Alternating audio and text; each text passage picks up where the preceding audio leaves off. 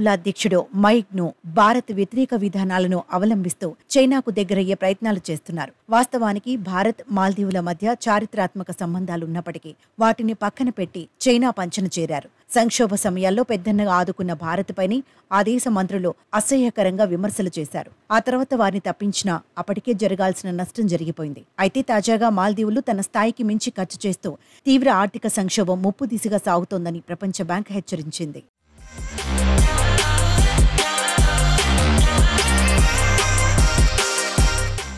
ప్రస్తుతం $512 మిలియన్ ఉన్న మాల్దీవుల వార్షిక రుణ సేవల అవసరాలు 2026 నాటికి $1.07 బిలియన్ చేరతాయని ప్రపంచ బ్యాంక్ కంట్రీ డైరెక్టర్ ఫారిస్ హెచ్ హడాద్ జర్వోస్ హెచ్చరిక జారీ చేశారు. మాల్దీవులు ఆర్థిక పరంగా తీవ్ర ఒడిదుడుకులను ఎదుర్కొంటోందని ఆయన తెలిపారు. అయితే దేశ బహిరంగ రుణాల వాటా జీడీపీలో దాదాపు 110% మేర ఉందని మాల్దీవుల ఆర్థిక మంత్రిత్వ శాఖ ఇటీవలే ఓ ప్రకటన విడుదల చేసింది.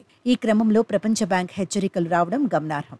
మాల్దీవుల ఆదాయానికి ప్రధాన వనరు పర్యాటకమే కాగా కోవిడ్ సమయంలో లాక్డౌన్ కారణంగా పర్యాటక రంగం కుదేలైంది. దశాబ్దాలుగా మాల్దీవులు తన ఆదాయానికి మించి ఖర్చు చేస్తోందని, వేగంగా వ్యయం పెరగడం, సబ్సిడీలు లోటును పెంచాయని ప్రపంచ బ్యాంక్ తెలిపింది. ఇది తీవ్ర ఆర్థిక సంక్షోభానికి, అధిక రుణ భారానికి దారితీసిందని చెప్పింది.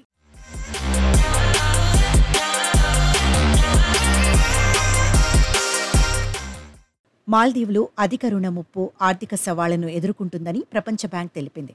ఇది సంక్షోభానికి దారితీస్తుందని హెచ్చరించింది.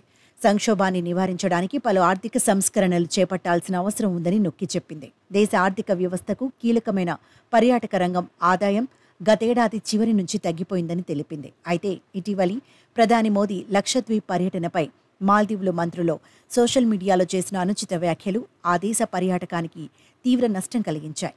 మాల్దీవులకు బాయ్కాట్ చేయాలని భారతీయులు పిలుపునివ్వడంతో అక్కడకు వెళ్లే పర్యాటకుల సంఖ్య భారీగా తగ్గడంతో ఆదాయం పడిపోయింది. గతేడాది భారత్ నుంచి 2 లక్షల మంది పర్యాటకులు మాల్దీవులను సందర్శించగా ఆ ద్వీప దేశ పర్యాటక మార్కెట్లో 11% వాటాతో భారత్ అగ్రస్థానంలో నిలిచింది. కానీ మోదీపై అనుచిత వ్యాఖ్యల అనంతరం జరిగిన పరిణామాలతో ఇరు దేశాల మధ్య దౌత్యపరమైన వివాదం మొదలయ్యాయి. దీంతో భారతీయ పర్యాటకులు 5వ స్థానంలో నిలిచారు.